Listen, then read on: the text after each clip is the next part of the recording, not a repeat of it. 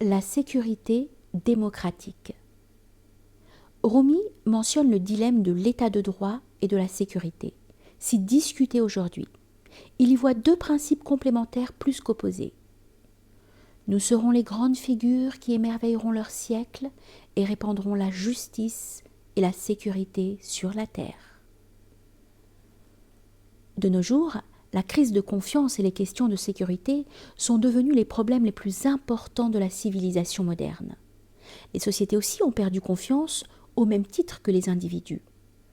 La raison principale de la perte de cette confiance est le fait que les vertus fondamentales telles que l'honnêteté, la justice, l'égalité et la liberté sont ignorées. Il n'y a aucun doute sur le fait que la justice et la primauté du droit permettraient de réduire sensiblement les violations des droits de l'homme, qui forment eux-mêmes un terreau à toutes sortes de problèmes de sécurité, de violence et de terrorisme. À propos du grand soufi Ibrahim Adam, à l'époque où il était le sultan de Bel, Rumi nous explique: le but du roi avec ses gardes nocturnes n'est pas de se préserver des voleurs et des vauriens. Il savait que l'homme juste ne craint pas les attaques et est tranquille en son cœur. La justice est le gardien du plaisir, non les hommes qui agitent des crécelles sur les toits pendant la nuit. Comme l'on sait, dans les temps anciens, l'État s'exprimait en la personne du sultan ou du roi. C'est pourquoi il faut comprendre cette expression de Rumi comme ceci: ce qui garantira la survie de l'État est un régime qui respecte les droits de l'homme et la prééminence du droit, et non pas une structure de sécurité et de renseignement qui surveille tout le monde, comme certains le croient. En effet, le régime injuste ne génère pas la confiance. Au contraire, il tend à être perçu comme une menace, ce qui entraîne à long terme la perte du soutien populaire pour le régime en question. Aujourd'hui, il apparaît que même les gouvernements démocratiques introduisent des dispositions légales et recourent à des pratiques débouchant parfois sur des violations des droits de l'homme, en arguant de motifs liés à la sécurité.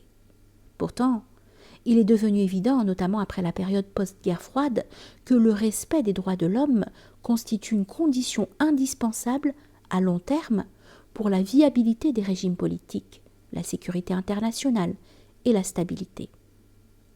Mais à la suite du 11 septembre, de nombreuses pratiques contraires aux droits de l'homme ont vu le jour, ce qui a provoqué les réactions de l'opinion publique et des associations dans les pays démocratiques. Ces pratiques ont également été sanctionnées par la Cour européenne des droits de l'homme. Rumi raconte dans son livre de Mécalis-i-Séba: au cours du règne du prophète Salomon, aux ordres duquel tous les êtres se pliaient, le vent avait fait la sourde oreille et renversé le sac de farine d'une vieille femme. La femme vint voir Salomon et lui dit: le vent sur qui tu règnes a renversé mon sac de farine. Statue sur sa peine ou indemnise mon tort. Salomon lui répondit: j'incrimine le vent et j'indemnise ton dégât. Allez, et prenez la valeur de sa farine sur mon propre revenu et jetez le vent en prison.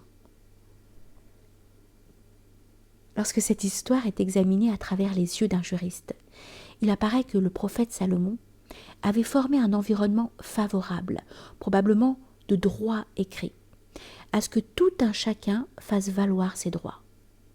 En effet, même une femme âgée a pu venir porter plainte à sa cour.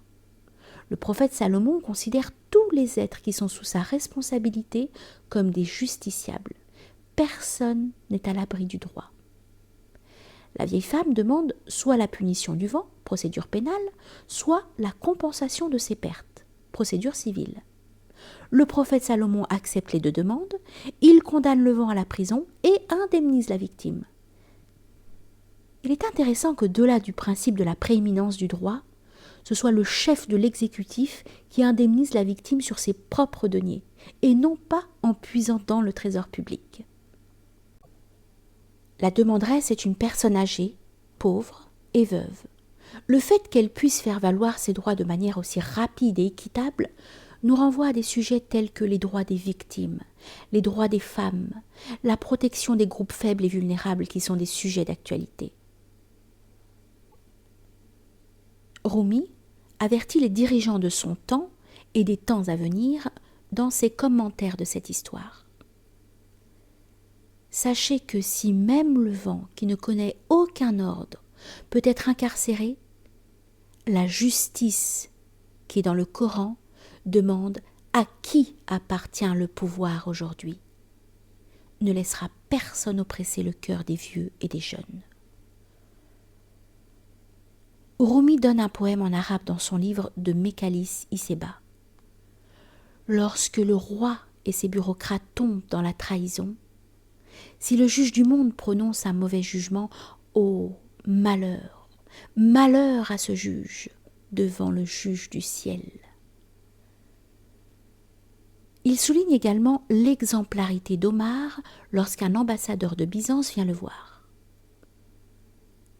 Auprès de Omar, Médine vint à travers le vaste désert un ambassadeur de l'empereur de Byzance. Il dit « Ô suivant, où est le palais du calife, que je puisse y ramener mon cheval et mes bagages ?» Les gens répondirent « Il n'y a pas de palais. Le palais d'Omar est une âme illuminée. En dépit de sa renommée, du fait qu'il est commandeur des croyants, il n'a qu'une cabane, comme les pauvres. » Ces déclarations montrent qu'un régime fondé sur la prééminence du droit se sentira soi-même en sécurité. Par contre, dans un pays dominé par la répression et l'arbitraire, le régime et les leaders qui détiennent le pouvoir n'auront de cesse de craindre pour la perte de leur pouvoir.